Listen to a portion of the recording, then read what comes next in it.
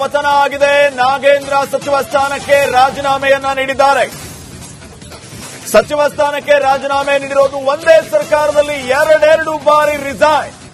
ಪ್ರಮಾಣ ವಚನ ಸ್ವೀಕರಿಸಿದ 25 ದಿನದಲ್ಲೇ ರಾಜೀನಾಮೆ. ಆಗಸ್ಟ್ 12ಕ್ಕೆ ಪ್ರಮಾಣ ವಚನ, 25ನೇ ತಾರೀಕು ನಾಗೇಂದ್ರ ರಾಜೀನಾಮೆ. ನೋಡಿ ಯಾವ ರೀತಿಯ ಪರಿಸ್ಥಿತಿ ನಿರ್ಮಾಣ ಆಗಿದೆ.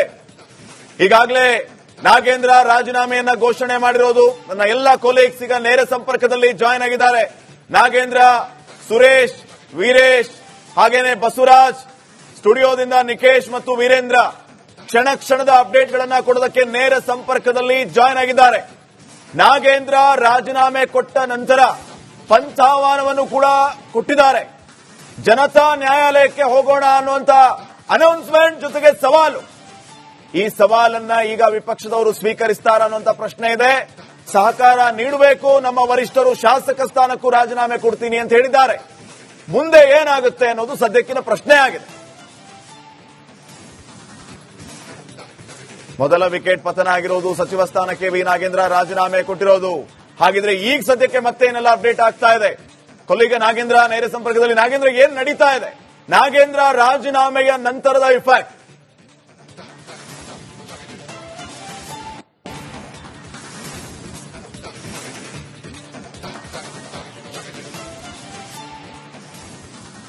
ಶ್ರೀಪಾದ್, ನೋಡಿ, ಈಗ ಪ್ರಮುಖವಾಗಿ ನಾಗೇಂದ್ರ ಅವರು ತಮ್ಮ ರಾಜೀನಾಮೆಯನ್ನ ಕೊಡ್ತಾ ಇದ್ದೀನಿ ಅಂತೇಳಿ ಅಧಿಕೃತವಾಗಿ ವಿಧಾನಸೌಧದಲ್ಲಿ ಪತ್ರಿಕಾಗೋಷ್ಠಿ ನಡೆಸಿ ಘೋಷಣೆ ಮಾಡಿದ ಬಳಿಕ ನೇರವಾಗಿ ಡಿ ಕೆ ಶಿವಕುಮಾರ್ ಅವರ ಸರ್ಕಾರಿ ನಿವಾಸಕ್ಕೆ ಬರ್ತಾರೆ. ಸುಮಾರು 1 ಗಂಟೆಗಳ ಕಾಲ ಅಲ್ಲಿ ಕಾದು ಕೂರ್ತಾರೆ. ಅದಾದ ನಂತರ ಸಿಎಂ ಡಿ ಕೆ ಶಿವಕುಮಾರ್ ಅವರು ಕೂಡ ಬರ್ತಾರೆ. ಬಂದಾದ ನಂತರ ಅವರ ಜೊತೆಲಿ ಸ್ವಲ್ಪ ಹೊತ್ತು ಮಾತಾಡಿ ನಂತರ ಮಾಧ್ಯಮದವರ ಮುಂದೆ ಅವರು ಶಿಸ್ತಿನ ಸಿಪಾಯಿ, ಪಕ್ಷಕ್ಕೆ ಮುಜುಗರ ಆಗಬಾರದು ಅನ್ನೋ ಕಾರಣಕ್ಕೋಸ್ಕರ ಅವರು ಈ ಒಂದು ನಿರ್ಧಾರವನ್ನ ತೆಗೆದುಕೊಂಡಿದ್ದಾರೆ ಅಂತೇಳಿ ಒಂದು ಹೇಳಿಕೆಯನ್ನ ಕೊಡ್ತಾರೆ. ಅದಾದ ನಂತರ ನಾಗೇಂದ್ರ ಅವರು ಅಲ್ಲಿಂದ ಹೋಗುವಂತ ಕೆಲಸವನ್ನ ಮಾಡ್ತಾರೆ. ಈಗ ನಾವು ಅವರನ್ನ ಚೇಸ್ ಮಾಡುವಂತ ಪ್ರಯತ್ನವನ್ನ ಕೂಡ ಮಾಡಿದ್ವಿ, ಅವರನ್ನ ಮಾತಾಡಿಸುವಂತ ಪ್ರಯತ್ನವನ್ನ ಕೂಡ ಮಾಡಿದ್ವಿ. ಆದ್ರೆ ಅವರ ಆಪ್ತ ವಲಯದಲ್ಲಿ ಕೇಳಿ ಬಂದಂತ ಮಾತು, ಅವರ ಆಪ್ತರಿಗೂ ಕೂಡ ಕರೆ ಮಾಡಿ ನಾವು ಅವರನ್ನ ಕಾಂಟ್ಯಾಕ್ಟ್ ಮಾಡ್ತಾ ಇದ್ವಿ, ಅವರು ನಮಗೆ ಸಿಗ್ತಲ್ಲ ಅಂದಕ್ಕೆ ಮುಂದಿನ 1 ವಾರ ಕಾಲ ನಾವು ಯಾರ ಜೊತೆನೂ ಕೂಡ ಮಾತಾಡೋಕೆ ಅವರು ಮಾತಾಡೋದಿಲ್ಲ ಅಂತ ಹೇಳಿದಾರೆ ಅನ್ನುವ ಮಾತುಗಳನ್ನು ಕೂಡ ಹೇಳಿದ್ರು. ಹಾಗಾಗಿ ನಾವೀಗ ಕೊಡಿಗೆಹಳ್ಳಿಯಲ್ಲಿ ಅವರ ನಿವಾಸ ಇದೆ. ಮೊದಲಿಗೆ ಸಂಜಯ್ ನಗರದ ಬಳಿ ಅವರ ನಿವಾಸ ಇದೆ ಅಂತ ಗೊತ್ತಾಯ್ತು. ಅಲ್ಲಿಗೆ ಹೋಗಿ ಅಲ್ಲಿ ನೋಡಿದಾಗ ಅಲ್ಲೂ ಕೂಡ ಇರಲಿಲ್ಲ. ಕೊಡಿಗೆಹಳ್ಳಿಯಲ್ಲಿರುವಂತಹ ಅವರ ನಿವಾಸ ಅಲ್ಲೊಂದು ಮನೆ ಇದೆ, ಅಲ್ಲೂ ಕೂಡ ಇರಬಹುದು ಅಂತೇಳಿ ಈಗ ನಮಗೆ ಮಾಹಿತಿ ಇರುವಂತಹ ಹಿನ್ನೆಲೆಯಲ್ಲಿ ಈಗ ಅವರನ್ನ ಹುಡುಕಿಕೊಂಡು ಅಲ್ಲಿಗೆ ಹೋಗುವಂತ ಪ್ರಯತ್ನವನ್ನ ಕೂಡ ಮಾಡ್ತಾ ಇದೀವಿ.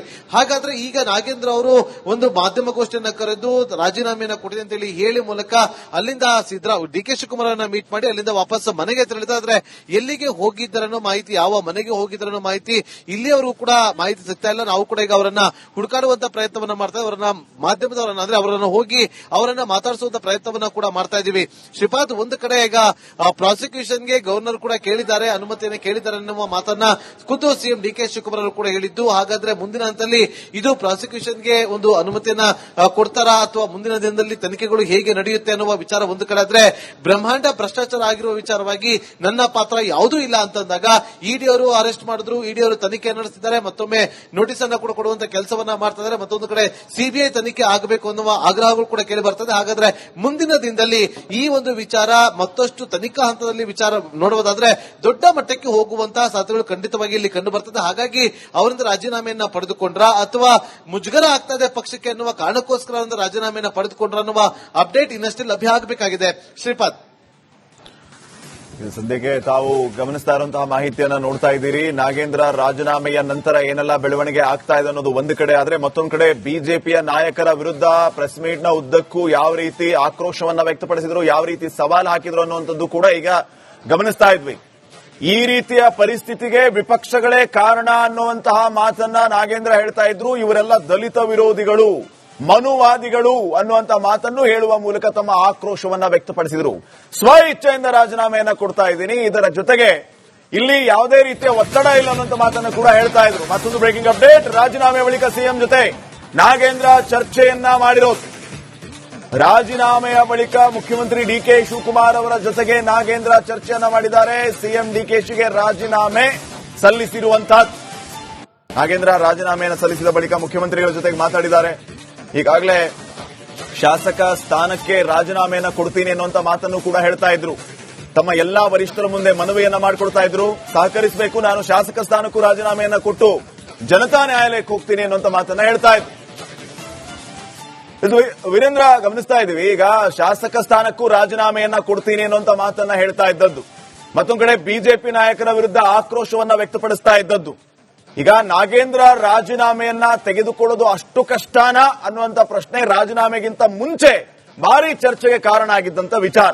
ಮತ್ತೊಂದು ಕಡೆ ಇವರು ಹೋದಲ್ಲಿ ಬಂದಲ್ಲಿ ದಲಿತ ವಿರೋಧಿಗಳು ಬಿಜೆಪಿ ಅವರನ್ನುವಂತಹ ಕಾರ್ಡ್ ಪ್ಲೇ ಮಾಡ್ತಾ ಇದ್ರು. ಈಗ ವಿಚಾರ ಏನಂತಂದ್ರೆ, ಒಬ್ಬ ದಲಿತ ನಾಯಕ ನಿರ್ಗಮಿಸಿದ್ರೆ 15 ಮೀಸಲು ಕ್ಷೇತ್ರಗಳ ಪೈಕಿ 14 ಕ್ಷೇತ್ರಗಳಲ್ಲಿ ಕಾಂಗ್ರೆಸ್ ಗೆದ್ದಿದೆ. ಮತ್ತೆ ಎಸ್ಟಿ ಸಮುದಾಯದ ನಾಯಕರು ಯಾರು ಇಲ್ವಾ? ಅಂತವರಿಗೆ ಪ್ರಾತಿನಿಧ್ಯ ಯಾಕೆ ಕೊಡ್ಲಿಲ್ಲ?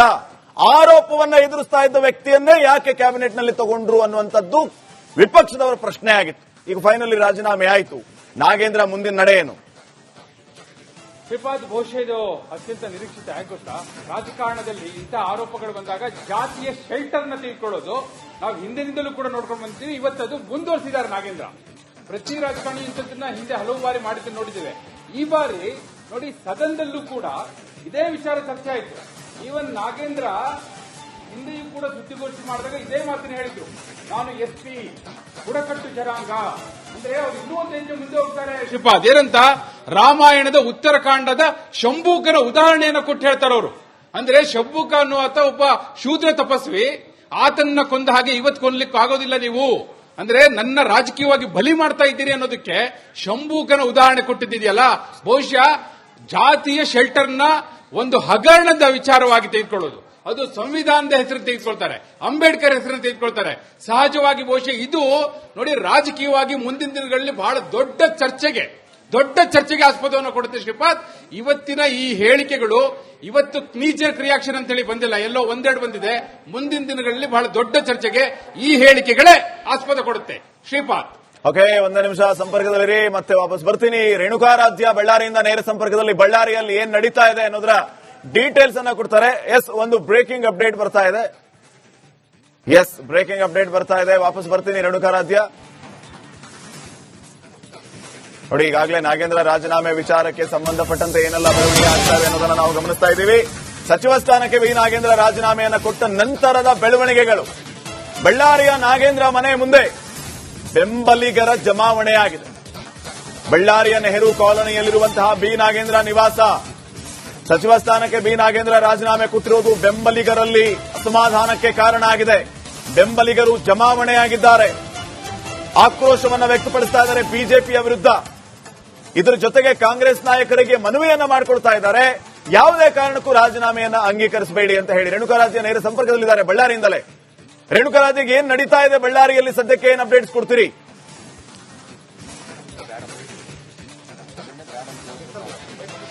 ಶ್ರೀಪಾದ್, ನಾಗೇಂದ್ರ ಅವರು ಯಾವಾಗ ರಾಜೀನಾಮೆಯನ್ನ ಘೋಷಣೆ ಮಾಡಿದ್ರು ಆಗ್ಲಿಂದನೂ ಕೂಡ ನಾಗೇಂದ್ರ ಅಭಿಮಾನಿಗಳು ಸಾಕಷ್ಟು ಆತಂಕವನ್ನು ವ್ಯಕ್ತಪಡಿಸ್ತಾ ಇರತಕ್ಕಂಥದ್ದು. ಕೇವಲ ಒಂದು ಬಾರಿ ಅಲ್ಲ, 2 ಬಾರಿ ನಾಗೇಂದ್ರ ಅವರು ಸಚಿವ ಸ್ಥಾನದಿಂದ ವಂಚಿತರಾಗ್ತಿದ್ದಾರೆ. ಅಂದ್ರೆ ರಾಜೀನಾಮೆ ಕೊಟ್ಟ ಬಳಿಕ ಸಾಕಷ್ಟು ಜನ ಇಲ್ಲಿ ಬಂದು ಪ್ರೊಟೆಸ್ಟ್ ಅನ್ನ ಮಾಡ್ತಿದ್ದಾರೆ. ಈ ದೃಶ್ಯದಲ್ಲಿ ನೀವು ನೋಡಬಹುದು, ಸಾಕಷ್ಟು ಜನ ಸೇರಿ ನಾಗೇಂದ್ರ ಅವರ ನೆಹರು ಕಾಲೋನಿ ನಿವಾಸದ ಮುಂದೆ ಪ್ರೊಟೆಸ್ಟ್ ಅನ್ನ ಮಾಡ್ತಾ ಇದ್ದಾರೆ. ಯಾವುದೇ ಕಾರಣಕ್ಕೂ ನಾಗೇಂದ್ರ ಅವರ ರಾಜೀನಾಮೆಯನ್ನ ಅಂಗೀಕಾರ ಮಾಡಬಾರದು ಅಂತ ಒತ್ತಾಯವನ್ನ ಮಾಡ್ತಾ ಇರತಕ್ಕಂಥದ್ದು.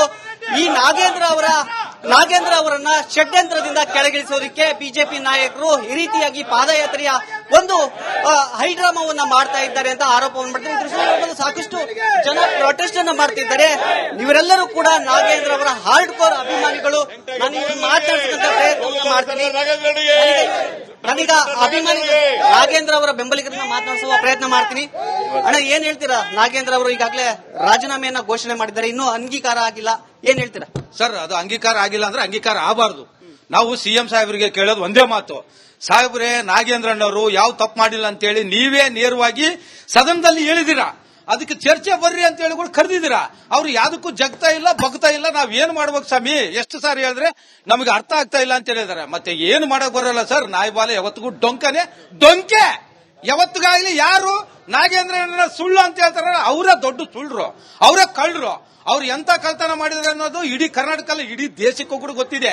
ಯಾವ ಮೈನಿಂಗ್ ನಲ್ಲಿ, ಯಾವ ಭೂಗ ಹಗರಣದಲ್ಲಿ ಅವ್ರು ಯಾವ್ದಾದ್ರಲ್ಲಿ ಏನೇನು ಹಗರಣ ಮಾಡಿದಾರೆ ಎಂಬುದು ಎಲ್ಲರಿಗೂ ಗೊತ್ತಿದೆ. ನೀವೇನ್ ಹೇಳ್ತೀರಾ? ನಮಸ್ಕಾರ. ಡಿ ಕೆ ಶಿವಕುಮಾರ್ ಸಾಹೇಬರಿಗೆ ನಮಸ್ಕಾರ. ಅದೇನು ರಾಜೀನಾಮೆ ಕೊಟ್ಟಿದಾರಲ್ಲ ಅನೇಕಾರ ಮಾಡಬಾರ್ದಂತ ಹೇಳ್ತೀನಿ. ಯಾಕಂದ್ರೆ ನೆಕ್ಸ್ಟ್ ಗ್ರಾಮ ಪಂಚಾಯತಿ, ಜಿಲ್ಲಾ ಪಂಚಾಯತಿ ಮತ್ತೆ ಆಮೇಲೆ ಮಹಾನಗರ ಪಾಲಿಕೆ ಇವೆಲ್ಲ ಎಲೆಕ್ಷನ್ ಇದಾವೆ. ಇವೆಲ್ಲ